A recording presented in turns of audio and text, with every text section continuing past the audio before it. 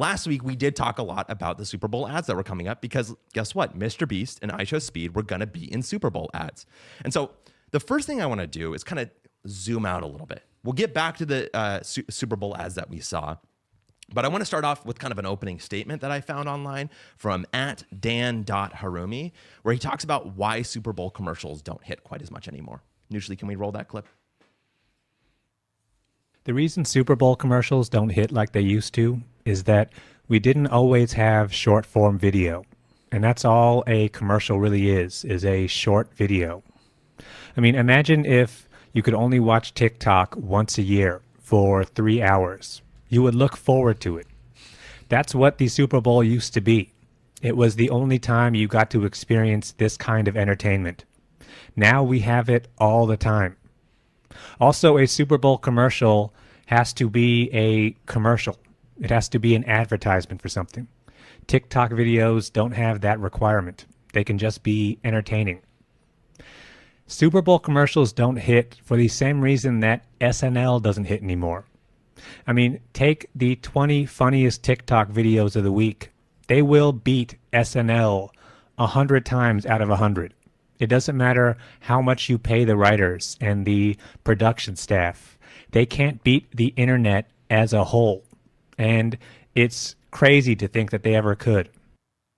So I think Dan's videos are great, first of all. Go check his stuff out. We'll link that in the description as well. But I'm curious about what your reaction to the things that he said, Benji. I never thought of that, but it is accurate, and it's a great perspective because, what he said, one, they're just a commercial basically, and two, they don't always sell a product. On the times they're not selling a product, so there isn't this weird trade-off like, oh, I know you're advertising to me, but because it's entertaining, I'll watch. And hence why the Super Bowl commercials are super entertaining. Okay, and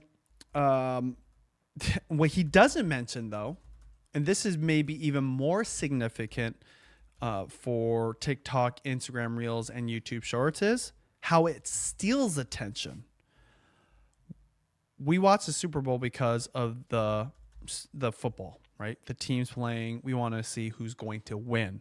That's happening in real time. That is the power of something that's happening right now, a live broadcast. So right when it goes to commercial, guess what? We're sitting there waiting for the play to happen again and go back to the players, getting in the huddle, whatever. So we just sit and watch the commercials. So it's very competitive because there's a lot of attention. Well, what do we do now? We're on our phone. Yeah, that's very We true. want to see what other people are posting. We want to see what's the commentary. We want to post about what we're experiencing, maybe like our reaction. I'm ashamed to say because I do this, but sometimes I'm literally recording a vertical video of the last play, and I'm hoping some crazy thing happens. And I'm like, oh my gosh, right? And if it does, right, I will post it to my stories, and then I'll see what other people are doing. Yeah. So that's just the interaction. And yeah, while that's happening, what we consume on there would be way more entertaining probably than whatever we see. So I think it's gotten way more competitive. To be fair though, I think the commercials have to get better to get your attention, or they have to be novel. Mm-hmm. And I mean, I think you mentioned it. One of the ones that really stood out wasn't this crazy production, wasn't this crazy edit. In fact, it was the one that was most boring. And they're competing against that. And that's the power of short form, not just for competing against Super Bowl ads, competing against everything, shows, movies, even hanging out, I'm trying to find our live stream on the shorts, and I'm like, oh, what are they doing? Oh, dang, they got a lot of views. What's happening here? So short form, it was just a nuclear bomb on the world of attention. And again, I didn't think about that perspective, but it's absolutely true. It's stealing attention even from the most expensive, highly produced, best ads there are out there at the time when you will watch it and want to watch it typically. But now we're trying to do two different things. And if the TikTok is entertaining enough, we won't even look at the TV. Yeah, and one of the things that Dan is talking about there too is that even just the kind of expectation that the average viewer has now is totally changed. Even if you didn't have your phone while you're watching the Super Bowl, I think what he's kind of getting at is the fact that an ad right now, because it's basically like a short form video, right, would not be as appealing to you because you've already trained yourself to have like something that's perfectly tuned for you with an algorithm, with the entirety of the UGC of the internet coursing through the veins of those platforms. And so I want to get to the ad that you're talking about in a second, but I also wanted to go through, I asked you guys what you thought the best and worst ads were for the Super Bowl and kind of talk through them really quick. And so, Benji, I'm going to start with yours. You gave me two of your favorites, and they both involved beast mode. You said the Meta one and then the Nike one. I'm curious about your rationale for it, and then I actually, mutually, if you don't mind coming on too, I'm going to have everybody kind of talk about it for a second. Well, you know, we talked a little bit about Marshawn Lynch versus Mr. Beast, okay? Marshawn Lynch was going to work with Meta and the Meta glasses. Mr. Beast was going to work with Salesforce. Boring already, okay? So what's the point of a commercial? It's to get you to remember something and to potentially purchase something. Well, Beast mode is already memorable, right? Yeah. But think about it. He's a football player. It's sports. The Meta glasses, he's wearing it. They have like a sport version. And then they also had iShowSpeed on, I think, that same ad. It aligns way more, and it's really cool. Mr. Beast, though he's cool and I respect him, nothing like aligned with Salesforce. I don't think anything of it. So as I was watching it, in real time, I was forgetting it too. But the Beast Mode one's like, this is cool. Like iShowSpeed sprinting, Mr. Beast Mode is, doing his thing. And I'm thinking, yeah, those glasses are pretty cool. And I already told you, like, it's getting my attention, right? The ads for them. So better alignment with the creators that are promoting it. And it just had a way better vibe. Versus the Salesforce was forced, no pun intended, and Mr. Beast was not in alignment with it. I actually think would have been better if Mr. Beast promoted, what is it, Beast chocolate? What's it called? Oh yeah, Feastables. Feastables, okay? That would have been better, right? Do a commercial there, but that's my thoughts. Why the Meta glasses was a better payoff for Meta. Yeah, versus the Mr. Beast one with Salesforce. It actually also speaks to why you like the Nike one too, because of course Nike being kind of sports oriented, having Marshawn Lynch, and of course having him speak to the Super Bowl winners right after the Super Bowl ends makes a ton of sense. I thought that was very clever of them to do. It actually made me wonder, did they have two ads queued up? One for sure, probably it was Tom Brady. Yeah, I bet you. And it kind of had a feeling like just do it. Oh, totally. I don't even remember what they was said. Oh, he said what he said. He's like drinking a cup of revenge coffee. Revenge is so sweet, or something and like he's like, that. yeah, you got to get through the grit, Yeah. It was that type of thing. It was really good. But then, of course, and then for the Mr. Beast one, it's been funny is I've been seeing them run more ads with Mr. Beast and Salesforce, and they're sort of saying we run our whole business of Mr. Beast through Slack. We wouldn't be able to do it without it, and it's kind of like it definitely feels forced. But you did say that wasn't the one you listed as your least favorite, which was the Pepsi ad. Now, the Pepsi ad was the one where they were trying to take the Coca-Cola polar bears, right? Yeah. Well, I only bring up Mr. Beast because we were using as examples like which creator and which brand would create a better ad, okay? Yeah, which would have more success. My least favorite, you know what I thought when I was answering this question? My thought was, I don't even remember my least favorite. That's fair. Okay? But the one I remember watching and thinking, nah, doesn't work, is a Pepsi one. It's funny. It was a big discussion point in my house. Everyone was like making a comment. Really? Interesting. Like, someone said, who drinks Pepsi? Who the heck drinks Pepsi? We're all Coca-Cola fans. So that definitely painted my perspective on why it wasn't a good commercial. But I was just like thinking, it seems like almost played out. The whole like Pepsi versus Coca-Cola, it's old. And also because they're using AI to do it, I was like, nah, whatever, But I think the first reason is probably going to be more important. So I'm a fan of Coca-Cola, so I don't really care. But I'd say say it made me care about Pepsi or make me want to drink it, then that would have been a win. But definitely wasn't even close to that. Product always wins, and I think that's something that's a theme that we'll come back to. It's also a lesson for creators to learn as well, right? If you are not pitching a good product, when you're doing something like a brand deal or an advertisement of your own, well, geez, that could come back to bite you no matter how good the content is around it. Now, neutrally, you had a couple of answers for me too. The one that you listed as your favorite before I forced you to tell me your least favorite was the one with Keegan-Michael Key. I think it was a State Farm ad where they were doing the living on a prayer that one. joke. I thought that it was star-studded all over the place. It was very Super Bowl commercially. Tell me more about what your thoughts are. Yeah, I just like that because obviously Living on a Prayer, Bon Jovi, Yeah. come on now. And then Keegan-Michael Key or whatever. And then they had the Cat's Eye, you know, the girls group dancing. They had a little cameo. I know in the comments people wish they had more camera time, but that was kind of cool to see Cat's Eye there. So I just like that for that aspect of it. I love Bon Jovi, you know, the jingle was there and the parody of like, we can do this to your porch. Like, this is not your porch. Like, exactly. Okay. Then just make a insurance claim like that. So I like that a bit. So it was a good twist on the things there. And then, of course, you said not hating on it, but the Mr. Beast was kind of meh for me. And so this gets back to the thing that Benji was saying. I think we all agreed with you that I was kind of expecting a little more, like maybe he would show something kind of extreme in the middle of the commercial, but it was kind of more like just go to a website. There was another thing too. I was actually commenting in real time. Again, respect to Mr. Beast. I can't even really speak to his skills or even at this point his experience and what he's done, but it's almost becoming kind of a crutch for him to just give away money. That's true.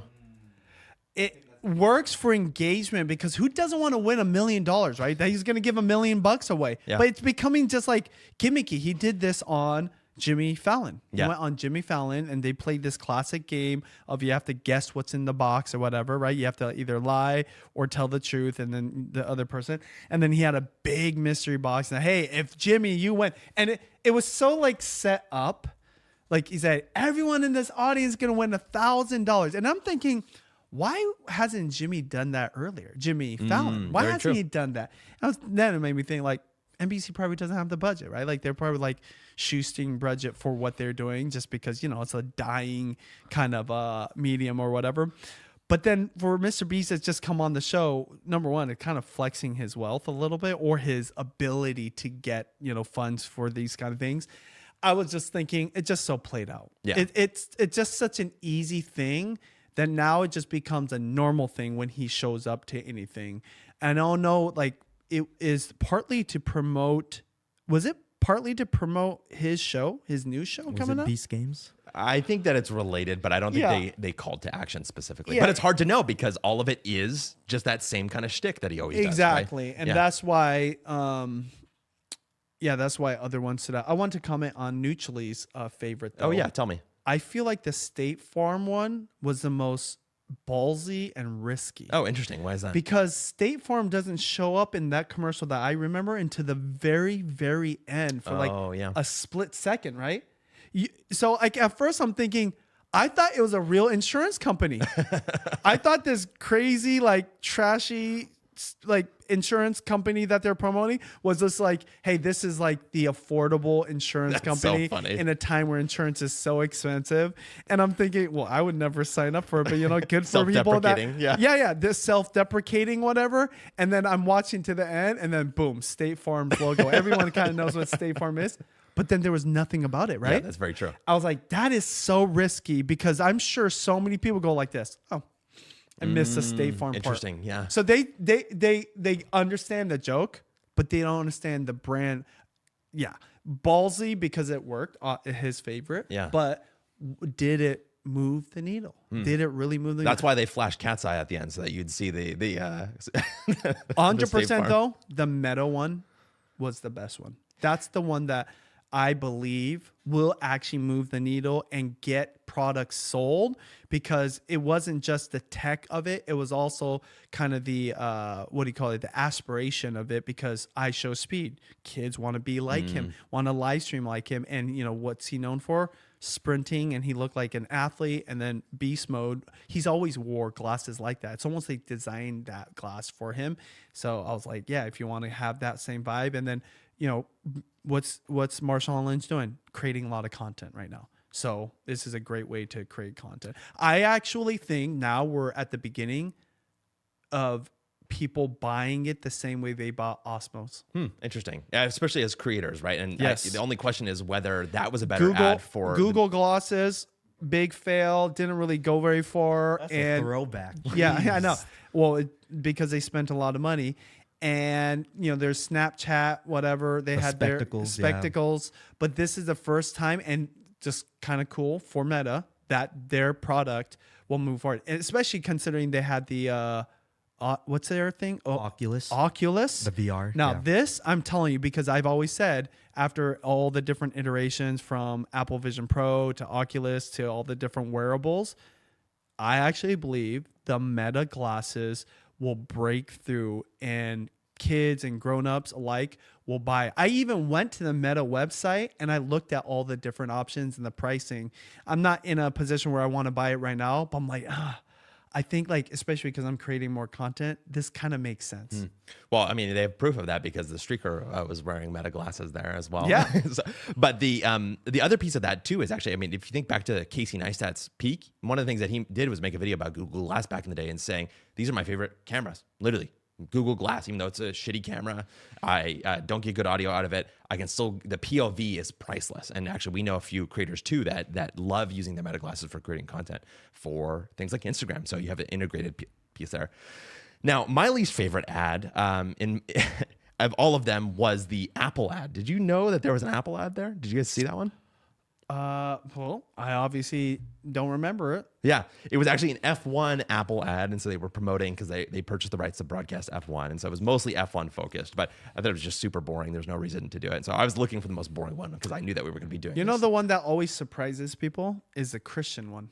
Oh yeah, that one's great. Honestly, They do every that year. regularly, right? Every Super Bowl. Yeah, that one always surprises me because you're like, oh, what are they promoting? Seems like epic. Yeah, there's one that promotes Christianity, and I never go to the website. I don't need to because I'm already Christian. But I'm like, oh, cool, good for them. It's like, yeah, it's like, okay, good, yeah, let's send people to Jesus.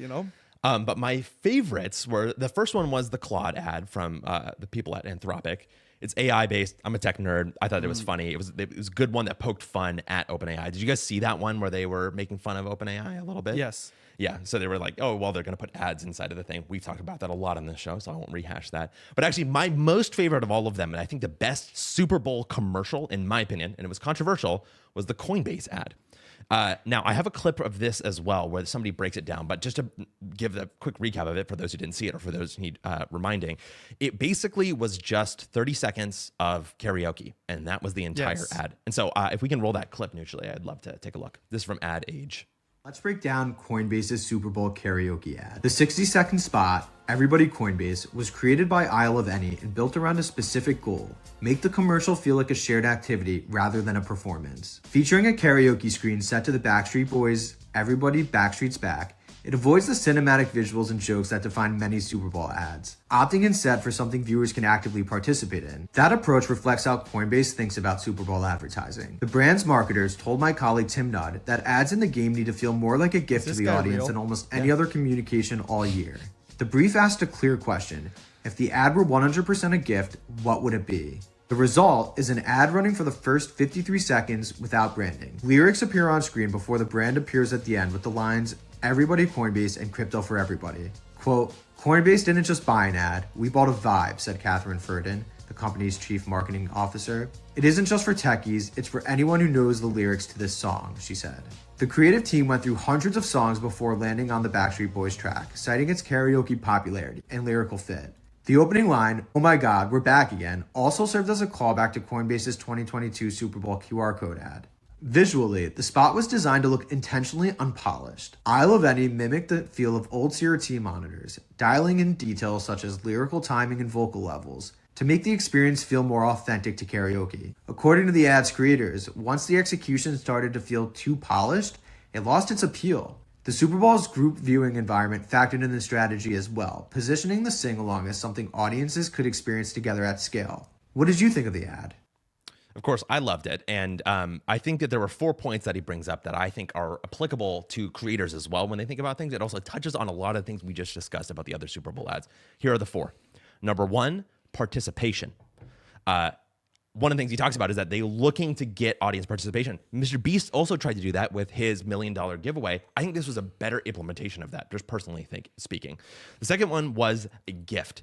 The company, the marketing person for Coinbase said, what we want to do is we want to make Super Bowl ads like a gift. It speaks to Dan Harumi's thing that he said at the beginning. It should be kind of just entertaining to people more than anything else, and that maybe you get a little bit of branding at the end. It's kind of speaking to what Neutrally talked about in terms of the State Farm ad. It was just mostly entertaining. Then you get a little flash of branding right at the end. Coinbase did the exact same thing here, but kind of more extreme in a certain type of way. It's also something that you talk about as well, Benji, where you say, well, if you're going to do a brand deal and you're going to insert it somewhere, you should give value first and then do the advertising. So there's some harmony there as well. The third thing, which is near and dear to our hearts, is that it's unpolished. They said that actually when it became too polished, people tuned out. They didn't like it as much. And we talk about that all the time. The authenticity shines through when things are a little unpolished, because guess what? You don't take out the things that aren't perfect. And then the last thing is as Coinbase as a product, but I'll get to that at the end.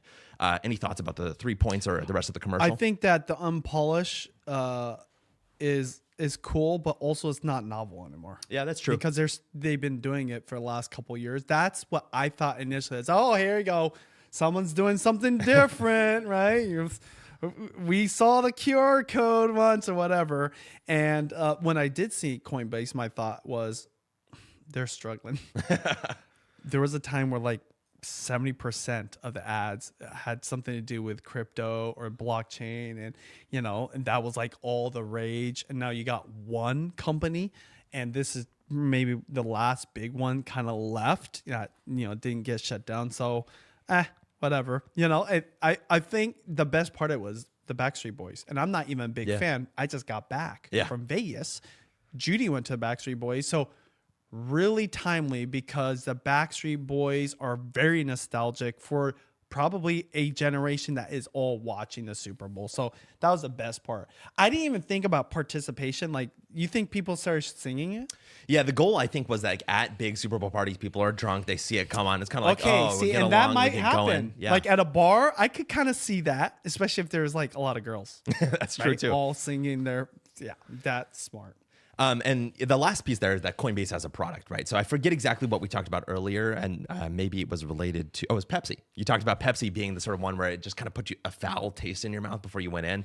Me personally, I'm not a huge fan of crypto. I think it's totally fine if you're doing it or whatever, but I don't see a ton of use for it in a lot of ways. I just don't see the value personally. I haven't had anybody explain it to me. But the big takeaway that from a lot of people online is that it was polarizing because of the product at the end. So you have this commercial, you have this thing going. Maybe you either like it or you don't, which was already polarizing. But then at the end, it's even more polarizing after that. And so again, the product colors the rest of your feeling about the ad, because guess what? That's what you're doing. You're trying to get someone to buy a product.